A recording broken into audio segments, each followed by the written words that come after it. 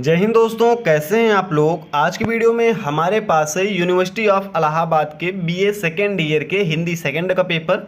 ध्यान रहे आपका जो ईयर है वो भी बीए का आपका सेकेंड ईयर है और पेपर भी हिंदी का सेकेंड पेपर है जिसका नाम है हिंदी साहित्य का इतिहास।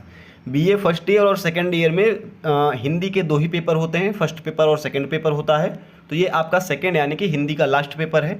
2023-24 का एक क्वेश्चन पेपर है और इसका कोड है UGM 15160।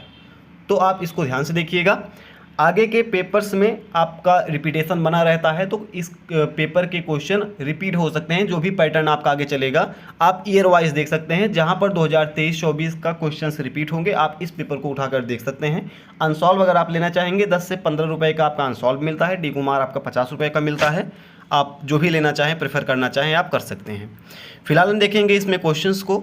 क्वेश्चंस आपसे टोटल पूछे जाएंगे पाँचों को आप करेंगे 15 से गुणा। लगभग 15 नंबर के क्वेश्चन रहते हैं और टोटल आपका आता है 75 नंबर। यानी कि पाँचों क्वेश्चन को सॉल्व करने के बाद आपको 75 नंबर मिलने हैं इस पेपर में। हम इसमें पहला क्वेश्चन देखेंगे। ये हमारा हिंदी साहित्य का इतिहास है, तो इतिहास से ही संबंधित क्वेश्चन आएंगे। पहला क्वेश्चन है, हिंदी साहित्य के इतिहास लेखन की परंपरा का संक्षिप्त परिचय दीजिए। हिंदी साहित्य के इतिहास लेखन की परंपरा का संक्षिप्त में परिचय दीजिए। या फिर अगर आपको ये नहीं आ रहा है तो आप आदिकालीन हिंदी साहित्य की प्रमुख धाराओं की विवेचना कर सकते हैं। दोनों में से एक क्वेश्चन आपको करना है, ठीक है। आगे बढ़ेंगे। अगर इस्लाम नहीं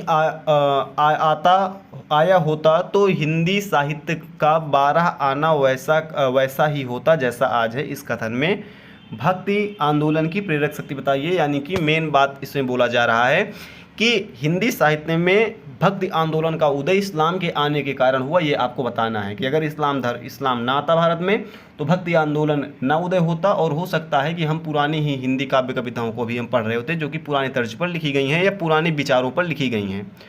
या फिर अगर आप नहीं बता पा रहे हैं कि भक्ति आंदोलन का आरंभ इस्लाम के कारण हुआ है तो आप इसको बता सकते हैं। कृष्ण भक्ति काव्य परंपरा में प्रमुख प्रवृत्तियों को रेखांकित कीजिए। यानी कि कृष्ण भक्ति धारा की प्रमुख प्रवृत्तियां कौन कौन सी हैं। इसमें आप सूरदास को ऐड करके बहुत ही अच्छे से इसको लिख सकते हैं। अगला हमारा तीसरा क्वेश्चन है, रीति काव्य की प्रमुख प्रवृत्तियों पर प्रकाश डालिए। या फिर प्रगतिवाद और प्रयोगवाद के अंतर को स्पष्ट करते हुए प्रयोगवादी काव्य प्रवृत्तियों पर प्रकाश डालिए। दोनों में से आपको एक करना है, आप जो भी करना चाहें कर सकते हैं। हिंदी कहानी के उद्भव और विकास पर प्रकाश डालिए। या फिर हिंदी नाटक के उद्भव को आपको समझाइए। ऐसा कई सारे क्वेश्चन आते हैं। हिंदी कहानी का उद्भव आता है, नाटक का उद्भव आता है, आलोचना का उद्भव आता है, संस्मरण का उद्भव आता है, उपन्यास का उद्भव आता है। लेकिन जो भी आपको जो पैटर्न आपका पीछे चलता रहता है, जो रिपीट होता है पैटर्न, आपको वही पढ़ना होता है। अगर आप पासिंग मार्क्स केवल पाना चाहते हैं तो अगर आपको 75 में से 70 नंबर चाहिए तब तो आपको पूरा सब कुछ पढ़ना होगा और लिखना भी होगा UPSC लेवल का आपको। पांचवा क्वेश्चन हमारा है, इसमें आपको 2 क्वेश्चन सॉल्व करने हैं। आपसे 5 टॉपिक यहाँ पर दिए गए हैं और बोला गया है कि किसी आप 2 टॉपिक को इसमें सॉल्व कीजिए।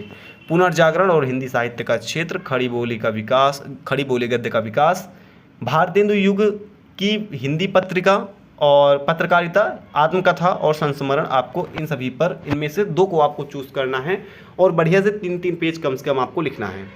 अगर आप यूजुअल जैसे आपने क्लास 12th में 10th में कॉपी लिखी थी, अगर आप वैसा करके आते हैं तो जानते ही हैं कि 40 नंबर के आसपास आपको मिल जाएगा। बहुत अच्छा आप लिखेंगे 60 नंबर मिलेगा। UPSC लेवल लिखेंगे 70 नंबर के आसपास मिलेगा। तो जैसा आप कॉपी लिखेंगे, जिस तरह के फैक्ट्स को आप इसमें डालेंगे उसी तरह से आपको नंबर मिलेगा। एक बार फिर से रिपीट कर दें, ये था यूनिवर्सिटी ऑफ इलाहाबाद के BA सेकेंड ईयर के हिंदी के सेकेंड पेपर का रिव्यू। किस तरह से क्वेश्चंस आए थे 2023-24 में। फिलहाल दोस्तों इस वीडियो में इतना ही था।